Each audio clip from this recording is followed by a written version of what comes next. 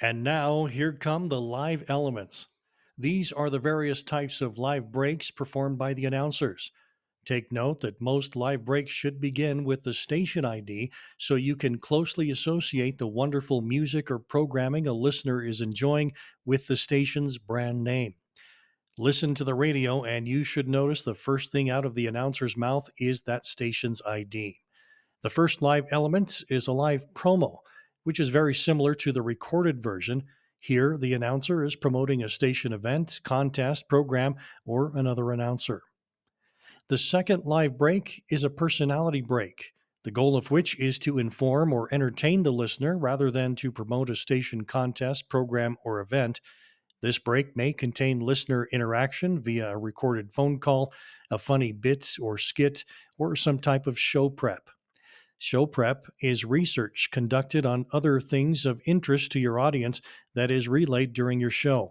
Successful announcers enhance the programming with interesting and entertaining information in their breaks.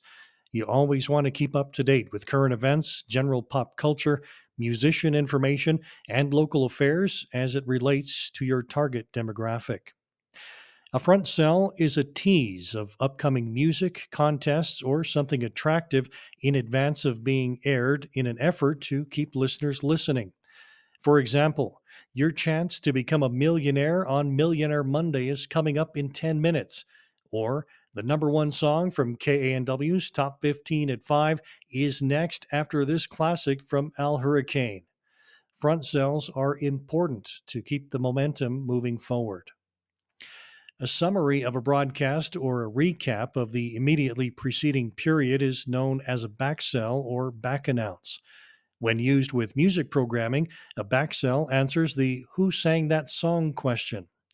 Backsells are helpful to the listener, but you shouldn't back announce more than one or two songs, since most listeners probably weren't listening 4 or 5 songs back, and if they were, the average listener probably doesn't remember the fifth song in a string of music that aired about 20 minutes ago.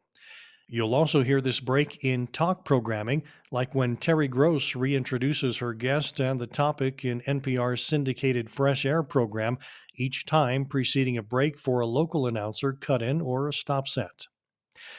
Public radio listeners are very familiar with on air fundraising drives. These are extended live pitches to solicit listener financial support during week long membership drives. Non commercial educational stations are prohibited from fundraising for anyone but themselves, but this doesn't apply to commercial stations.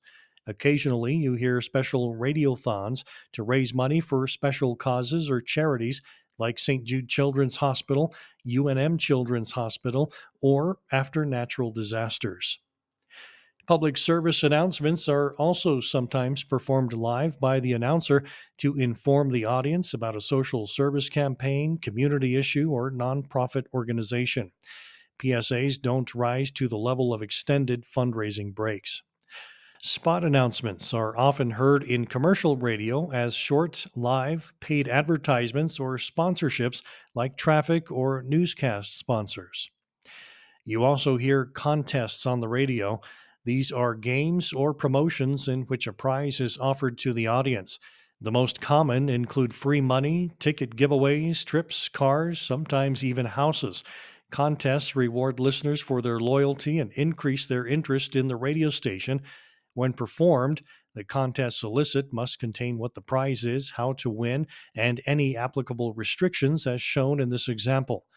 KANW is giving away free concert tickets to the Dirty Bourbon nightclub to the eighth caller over the age of 21 at 505 242 3456. Good luck.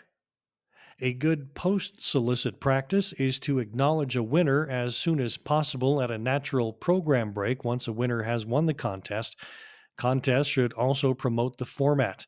Doesn't make sense to give away tickets to a rock concert on a classical music station or vice versa. Remember, contests may not be false, misleading, deceptive, or predetermined, as we discussed in the FCC chapter.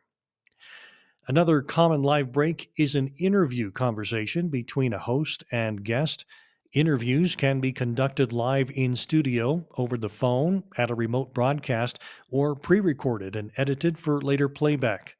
Many news and talk formats include daily interviews on their shows. Announcers can relay personal messages and requests between listeners when performing dedications. These are important breaks aired regularly during KANW's New Mexico music programming. Weather is another important local service that lets listeners know what conditions to expect, how to prepare for them, and how to dress for the day. During morning drive and afternoon drive times, the majority of radio listeners are listening in their cars. Live traffic reports are helpful to alert listeners to construction areas, accidents, road closures, or weather related issues. News is self explanatory and another way stations demonstrate their obligation to serve the public interest. Features are special shows within the format to add depth and create interest, like daily or weekly countdowns, all request lunch hours, or double shot days, where two songs by the same artist are played back to back throughout the day. The final live break in today's session is a remote. This is a live broadcast originating away from the station. These can be community engagement focused, like when stations broadcast from the state fair, balloon fiesta, or other community celebration, or it can be a commercial remote, like a grand opening, special sale at a car lot, or other promotion at a commercial business location. Appearing at an event or in a location popular with your listeners is an excellent way to gain visibility. Review your lecture guide and the slides as needed. Contact me with any questions, then proceed to the quiz. We'll discuss radio broadcasting equipment in the next session.